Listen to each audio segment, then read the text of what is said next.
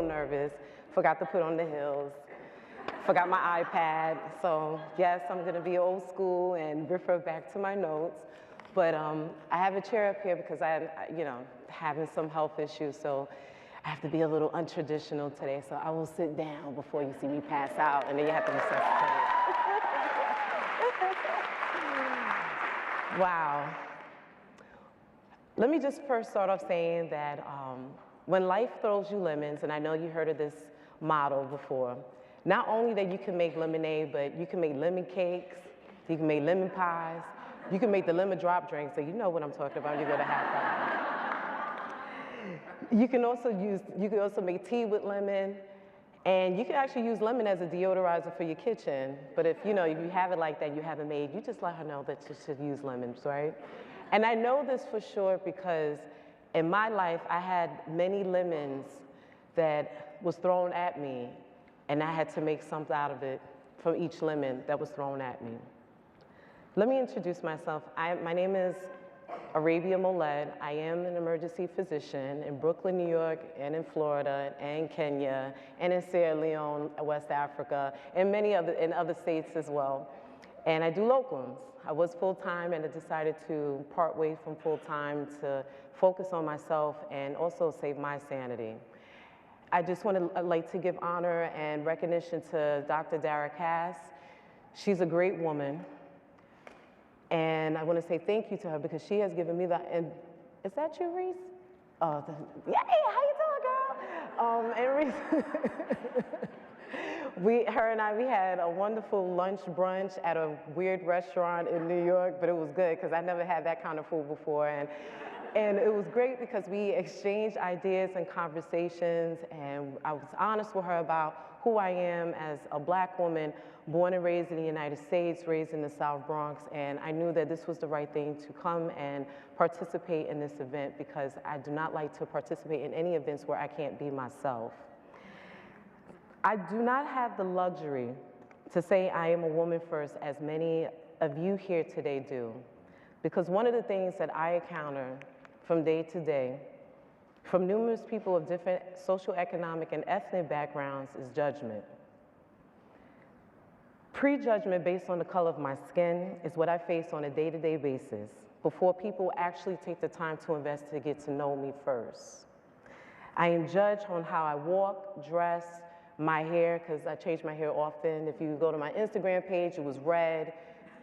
Then the following week it was purple, and then it was blue.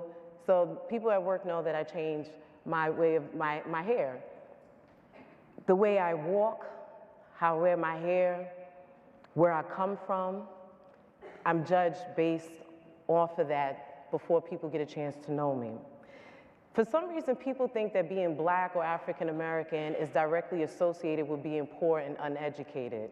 That, my friends, is a poor way of thinking, is uneducated and ignorant in itself. I have come to...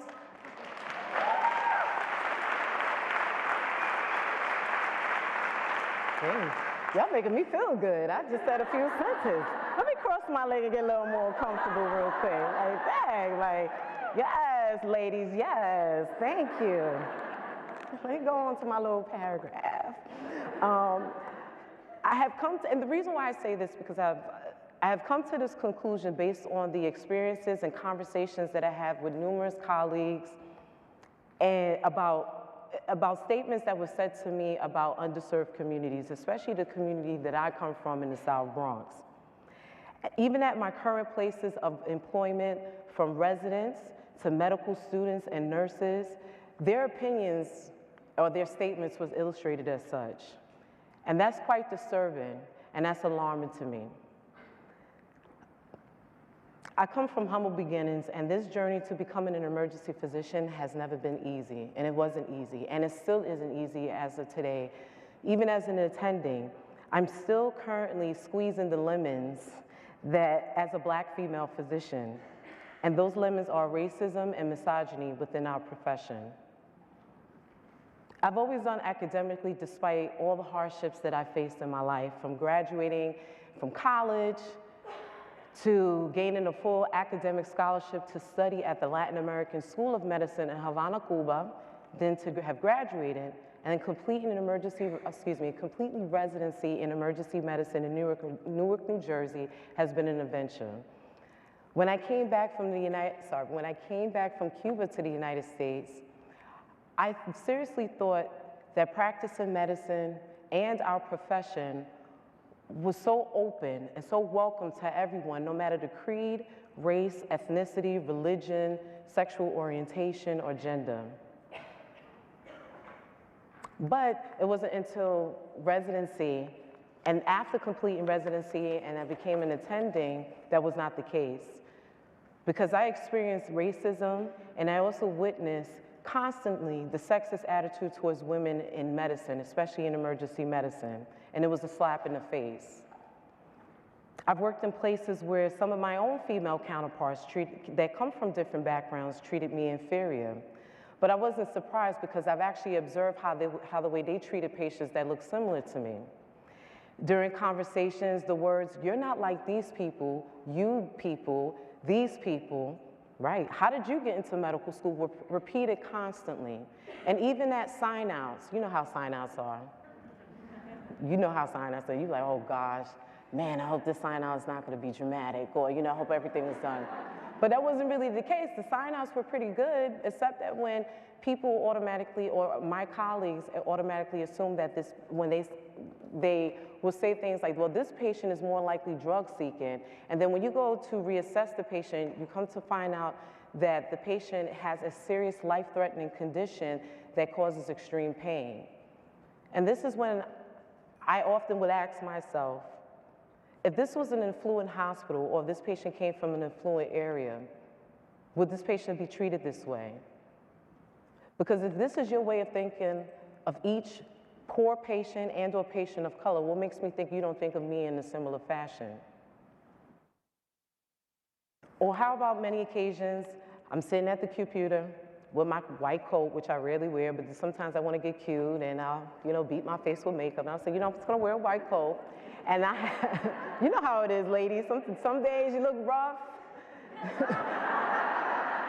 Some days we come in and we have our hair done and we just smiling and everybody's cursing us out and calling us nurse after you introduce yourself as Dr. So-and-so. Come on now. Right? And I'm sitting at the computer typing my charts, because that's what we do. We try to type our charts on time. And I have a badge that says doctor at the hospital. It's a huge badge, and it's so big that it comes down to here, and it literally, in capitalized letters, it says doctor. And the rotating residents from other specialties that rotate in the emergency department, from the medical students, and even some of our consultants will come down to the emergency department, look at me dead in my face, look at the badge and walk away, and will go to a male colleague and or nurse and ask, "Who is Dr. Mollette?" So my staff, they know me, I have no filter. I'll look back, they look at me, and they're like, "Oh boy, that's..." And then depending on what day, how I have my hair, I have braids, so I'm extra that day, or I have, my hair is purple, whatever it is, whatever mood I'm in. So my staff will point or direct them to me, and these same people will come up to me and say, "Oh my gosh, I'm so sorry, Dr. Mollette, I didn't know that was you." And I will politely inquire and ask them, "What makes you assume that I cannot be a Dr. Mollette?" And this is when everybody becomes silent, and my nurse will pack up her stuff and go to the next computer because she don't know what's going to happen. I wish they were here, because my Brooklyn nurses, they'll tell you, like, God. They will tell you, like, "Dr. Mollette, you don't need to get security for her because she can handle any case." Serious. Or the same people that assumed that I wasn't Dr. Mollette will stutter, and then we'll move on, and I'll have a smile on my face, and I said, "What do you need? What patient? Who's getting admitted? What happened? The patient's still alive, right?" So we'll continue those conversations. It just happened to me like last week, I swear. How about on many occasions I witnessed happening to my fellow female physicians that our male counterparts, including male resident physicians in training, the little boys that we're training, right? Questioning their ability to take care of patients. I'm pretty sure some of us have experienced that, where our own male counterparts, whether it be EM physicians, residents, and other consultants, they're seriously questioning your ability, whether it's indirectly or directly, depending on the tone and the content of the conversation. And you start to question yourself, did I do the right thing? Why do I feel like they're trying to play me? And yes, and this is how I speak at work, like, are they trying to play you? Because I will ask my friend, like, are they seriously trying to play you? Are you not listening? Do you not see what's happening? When they talk to you kind of way, because you have to stand up for yourself and demand respect, because you work just as hard to get to this point just like the next person, right? Give yourself a round of applause for working hard.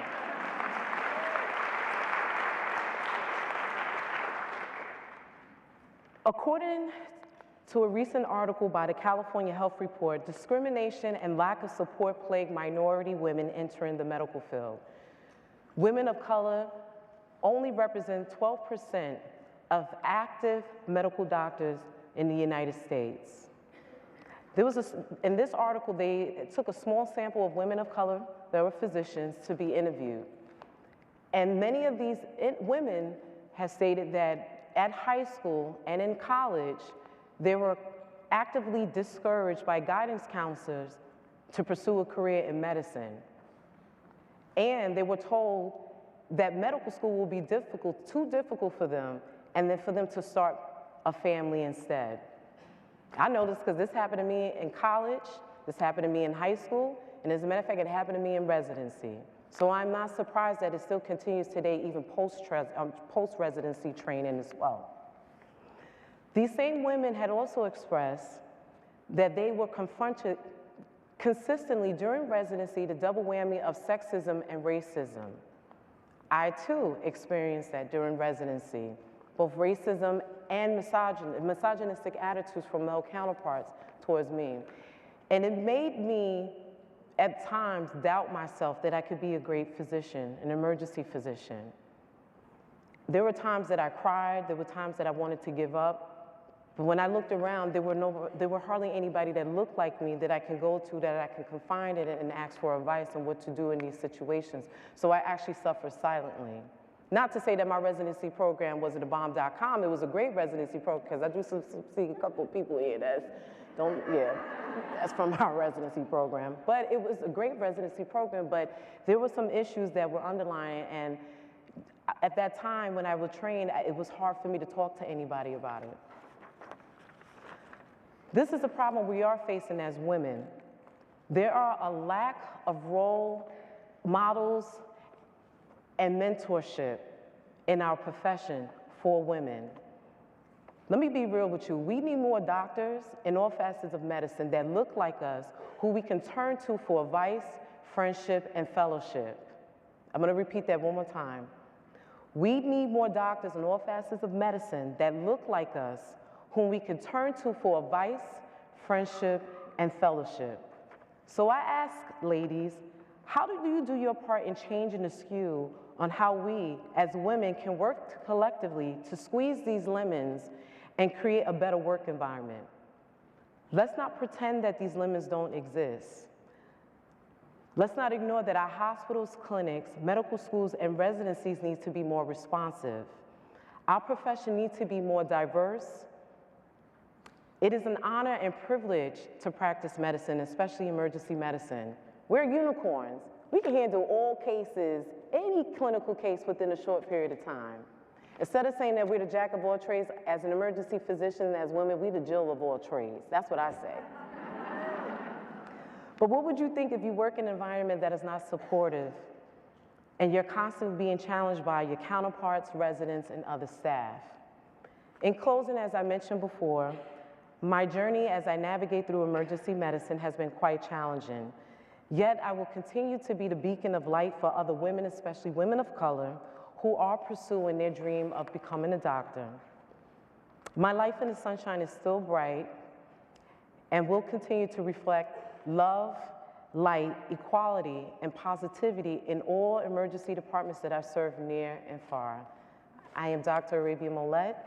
Thank you for having me here today.